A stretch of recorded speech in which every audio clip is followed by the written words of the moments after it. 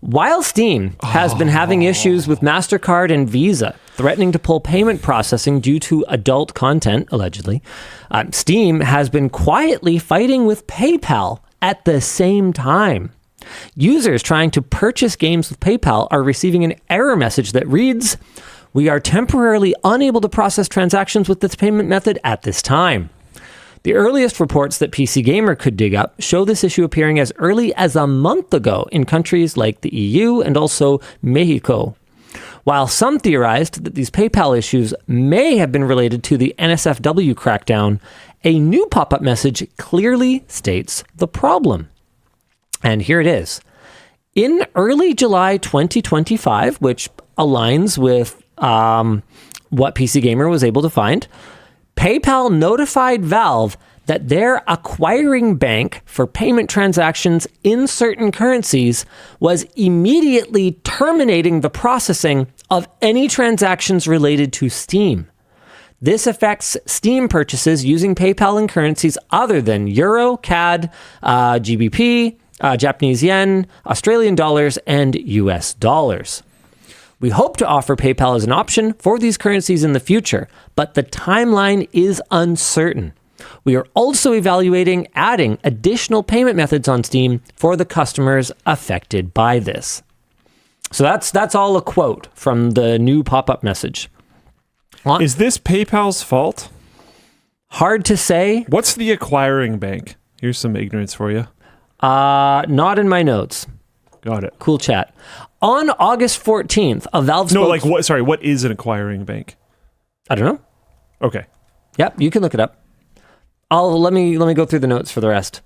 On August 14th, a Valve spokesperson confirmed to Rock Paper Shotgun that the withdrawal of support from the acquiring bank is regarding content on Steam and is related to what we've previously commented on surrounding MasterCard.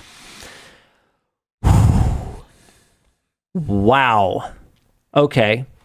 Acquiring bank is the bank that gets the funds from the credit card. Okay.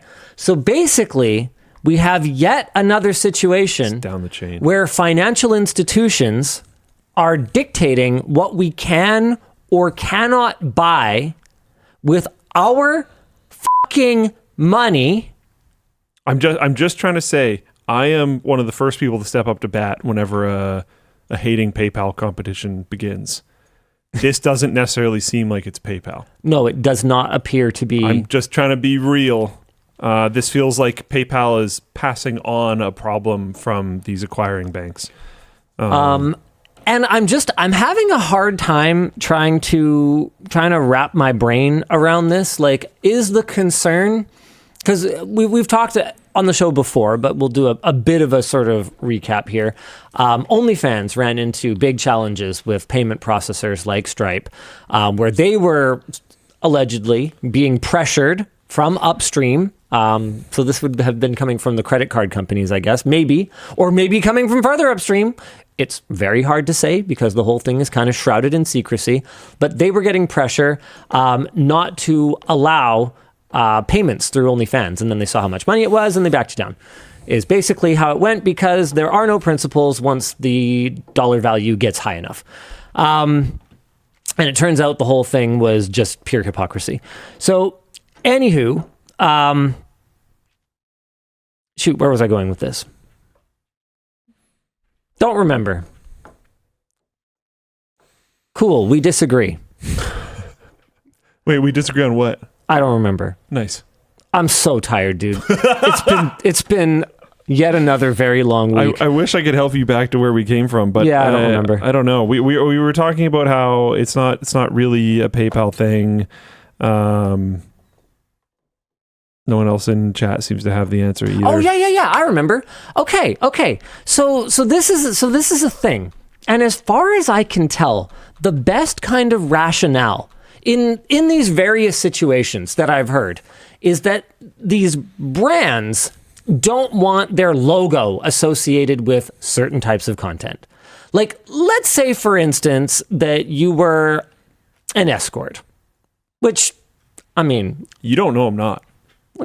You don't know I'm not. Give him a little. Give him a little What's pout. a pout? Yeah, just. I might be a different type of escort. Well, it doesn't matter. The point is, look at this. Go on, wink at us. Yeah, Come on, look right into the camera. Give us a look. I can't wink. I can't wink at all. Oh, just a little eyebrow. Oh, yeah. Yes, you can. What? See? Damn. See? Damn. I can't.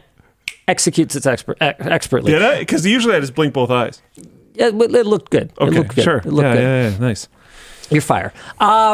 So let's say you're an escort. Sure. And you basically had you Bears are us.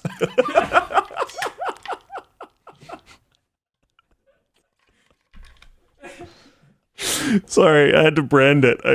You just got to do it. So you're on. So your profile. All right. Sorry. Yeah. So your profile on a list of some sort, has you're wearing a shirt that's like, I accept MasterCard or something like that. Give me your MasterCard. Well, that's the thing. That's the thing. Just swipe. Yeah, they're actually sweatpants. It's remember the like butt print that used to be on sweatpants? No. So not down. okay.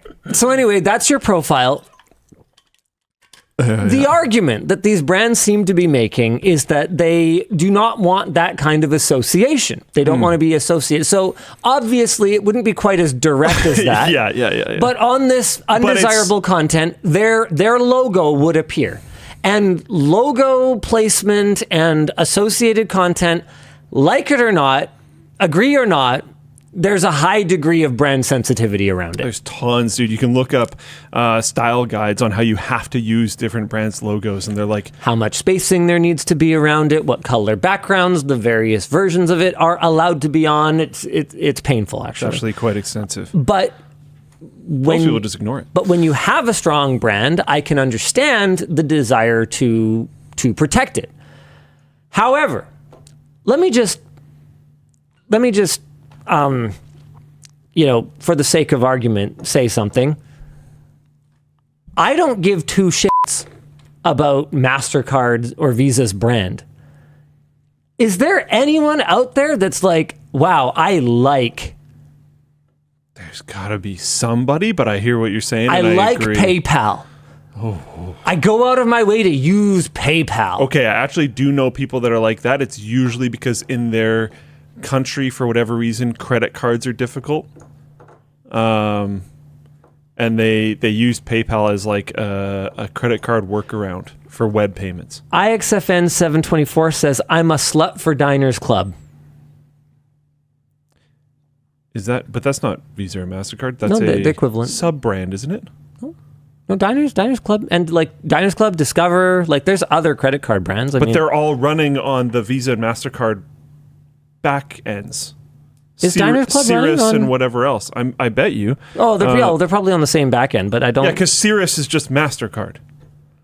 It's like NVIDIA selling an NVIDIA branded GPU. MasterCard, Cirrus has their own card and it's MasterCard. Oh, okay. So I'm confused because Diners wasn't at some point, but maybe they are now. And Discover is their own network. Same with Amex. Ah. Yeah. So no, there are more. It is not quite. It's not just the a duopoly. Yeah, I'm not like super up to speed on this. Yeah, it's not quite a duopoly. Says chat. So make of that. What you will. No, they're probably. But like these Diners Club is. These brands, like, is it not doing more damage to them that they are interfering with us spending our own money on whatever it is that we want versus having their logo next to something? Why don't they just say, don't show our logo? Honestly, even with the fact that there is more than two, and two is already more than one, I think the effective monopoly that these players have, they just don't care. But they do seem to care. That's the thing.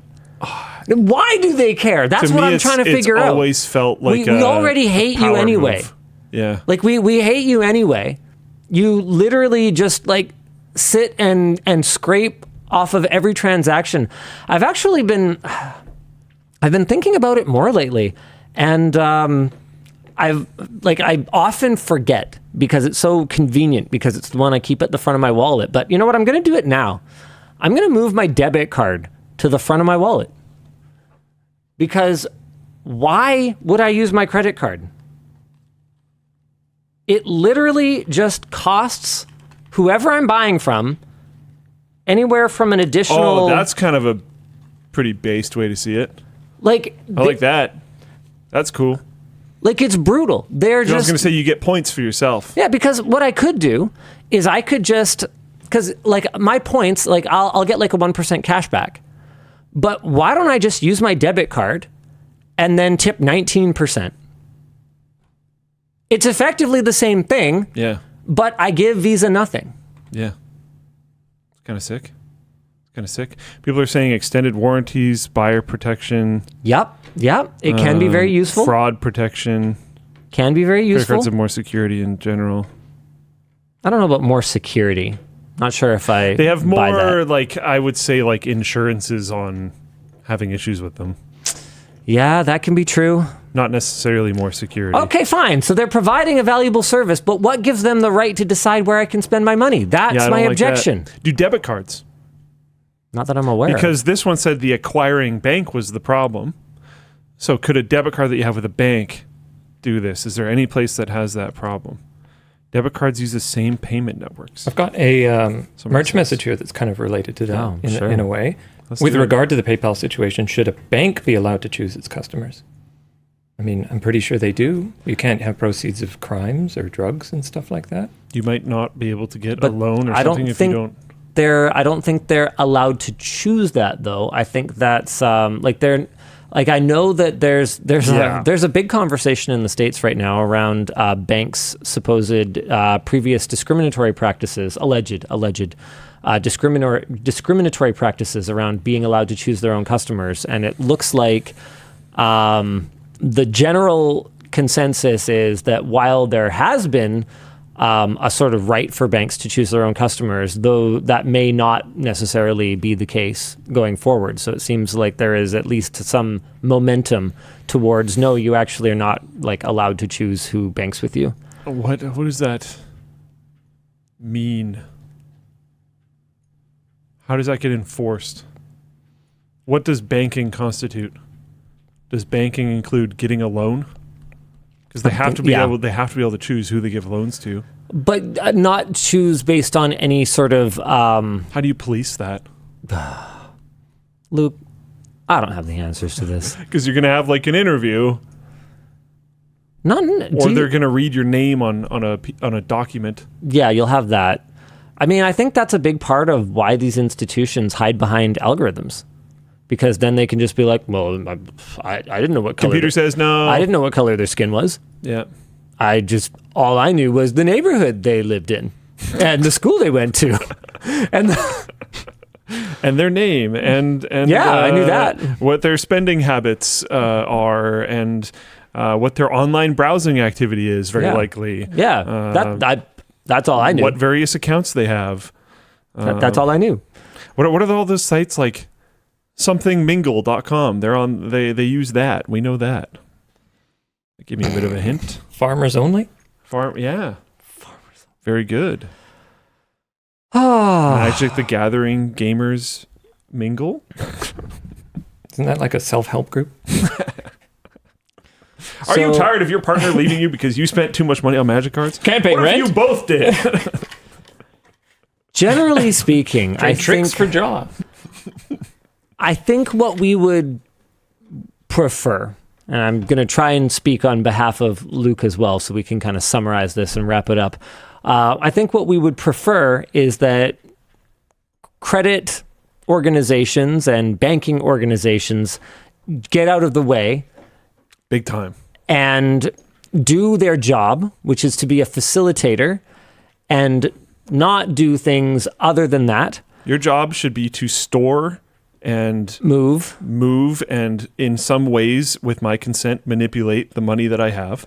And when I choose to deposit or I choose to withdraw, you should get out of the way. Unless those funds are Criminal. the proceeds of criminal activity, human trafficking, illicit substances, trafficking, Cool. So if you're looking for anything to do, I'm not saying to do this, but I will objectively pass along that the community has mounted petitions and campaigns calling for people to overwhelm Visa and MasterCard's support with constant complaints about their policies. Interesting. I wouldn't encourage anybody to do that. Yeah, but if you wanted to stay away from learning how to do those things, there's many resources online. All right, cool. So be careful with your internet usage. Oh, this is Rumor Mill. Anna V, an NSFW VTuber and outspoken poster regarding the MasterCard ban, claims a source reached out to them claiming that MasterCard, a major esports sponsor, has requested that Riot and esports content creators working with Riot Games keep an eye out for negative sentiment towards MasterCard. I mean, do you really need anyone to keep an eye out for that? Like it's there. Yeah, we all hate this. You're welcome? Yeah, I don't know. All right, cool. I don't think I've ever heard anyone ever say a positive thing about any of the credit backbone companies. They clearly just prey on people.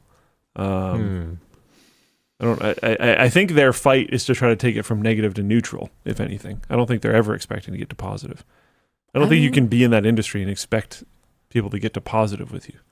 I don't think so. Personally. I mean, I've definitely... I hear people speak positively about individual cards.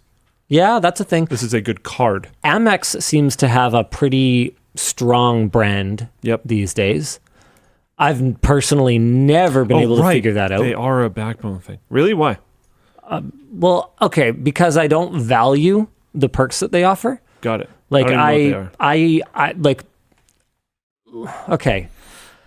I guess we're going to do the thing where I sort of real talk.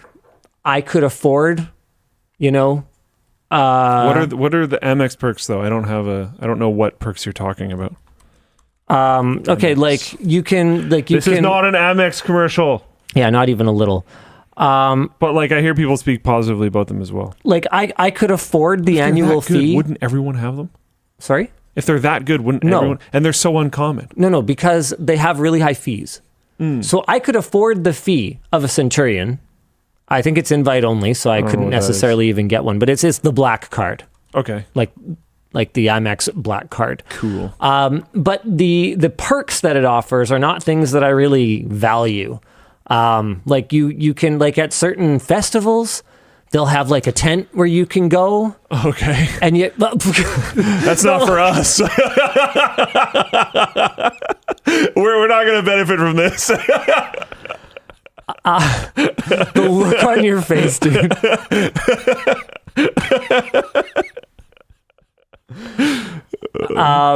Okay, anyway, so you can get access to things like travel rewards, airport lounges. Personally, I get anxiety when I sit in an airport lounge because I'm somewhere not at my gate. You feel like you're going to miss it, yeah. And I feel like I'm going to miss my flight, so that has zero value to me whatsoever. Coming back from DEF CON, it was close because we were sitting in an airport lounge, and I happened to check the time and was like, oh, we need to be there in 8 minutes until boarding ends. And while we were running there, they called our names over the thing. According to an AI overview, so take this for what it is, the Centurion card also offers automatic elite status with various hotel and car rental programs. I have never. I could probably get elite with a hotel chain or something. But I stay in hotels based on how close they are to whatever it is that I'm doing, not based on that they have a super nice, cool brand. I don't care about that at all. I have literally zero loyalty to any hotel brand. You can take that to the bank. So I don't care about that, but maybe elite status is really cool. Okay, Rest Assured says, my boss has an Amex Black and he gets free car rentals somehow. But see, that's the thing. He doesn't get free car rentals. Amex Centurion. He's paying for it. Price. So the cost of it is a one-time initiation fee of $10,000 and a $5,000 annual fee. Ooh! So he doesn't get free shit. He doesn't get free anything. He gets that he already paid for it. Is your first year $15,000 or is the $5,000 included in the $10,000? It is $15,000 for the first year. Ooh. Scrappy DP says, but if you spend more than $10,000 in rentals, hear me out. Yeah. Now, to be clear, Amex has lower fee cards. Yeah, way lower. yeah. I think they're Cobalt or something. Like $100. I'm specifically talking about like the black card. Yeah. The fancy one. That has like sort of this urban legend around it that it has an unlimited credit limit on it and stuff like that, which is not true at all. They have no annual fee cards. Yeah, there you go. So whatever. So I don't know. I do find it a little confusing, but it's been kind of showing up in my feed lately that like, you know, Amex is really popular, is like really growing with like younger generation Debt spenders. is really growing with younger generations. Okay, no, but like their market share. Yeah, the younger generation's market share of debt is really growing. I know, I'm kidding. Yes, okay, yes. Dude, the youngins on the Klarnas is like a huge problem. We've talked about that on the show before, but it's like just getting worse. Oh no. Cool. Apparently someone bought a house with that card. Or Don Man says, I had a friend with one of those cards and he could flash that card at restaurants that were months out for reservations and we would get a table. He bought a house on that card. So see, this is the kind of thing that like if somebody flashed me that card when I was at like an LTT store pop-up, I probably wouldn't even recognize it. Yeah, like my credit card is black in color. Yeah. I wouldn't know like if you have the right black colored card or not. So is mine. I've had the same one since the basement suite, so you can kind of like make some assumptions. So mine's black. It goes to Costco. $500 credit limit. Yeah. Do you have an executive member Costco card? I'm an executive member. Very nice. I think it started around there. Executive. Yeah. So like this is clearly a world that I don't really understand. It's also a world that is very limited in Canada compared to the States. But is also apparently a world. It's a thing. It is. It's evidently a thing. Hobbs Sultoff says it's also not a credit card. As with most Amex cards, it is a charge card. Okay. All right. What? It's time for me to learn. It's time for me to learn charge card? Live on the WAN show. Credit card versus charge card comparison.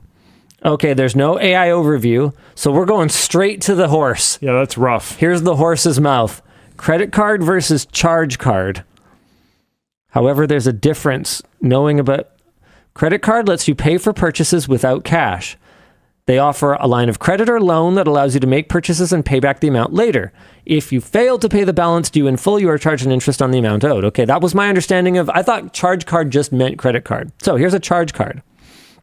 A charge card works like a credit card. Okay, great. Case closed. No, okay, we'll actually finish it.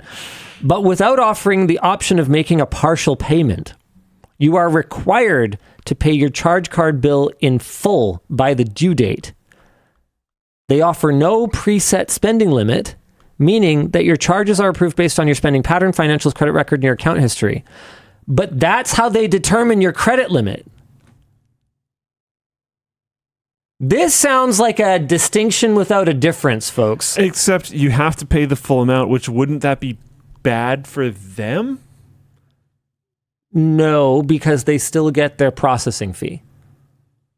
Remember, they win whether you're in debt with them or not. They're no interest. Effectively. But I guess... Unless you fully fail to pay. Unless you fail to pay, then I'm sure they'd be happy to charge you fees and interest for it. Which means it's still a credit card? Like I said, it appears to be a distinction without a real difference. So that's neat. Doesn't everyone have to get their card replaced every few years? Yeah. How could you have the same card for that long? Because they just ship me a new one of the same card. Yeah. But with different numbers. Yeah. But it's the same account. Yeah. Don't worry, it's okay. Yeah. Okay, yeah. If you don't pay in full, they turn the card off and charge fees and interest and may cancel your card. So the charge card is basically to flex that you are not actually in debt. Through the card. Sure. Who cares? Yeah. Not through this card. I might have 12 more in my wallet. Okay. They're invite only. Lots of things that are invite only up until the point where you have enough money. And Centurion's not invite only anymore. You can apply these days. Whereas it used to be legitimately invite only, and apparently there was some kind of black magic around looking at your spending patterns, not just how much money you spend, but like what you spend it on. So like I never would have gotten an invite because you have to like buy fine dining and private travel and like concierge services and like all kinds of stay at fancy hotels and stuff like that. Like they only wanted to attract a certain sort of customer. Mm-hmm.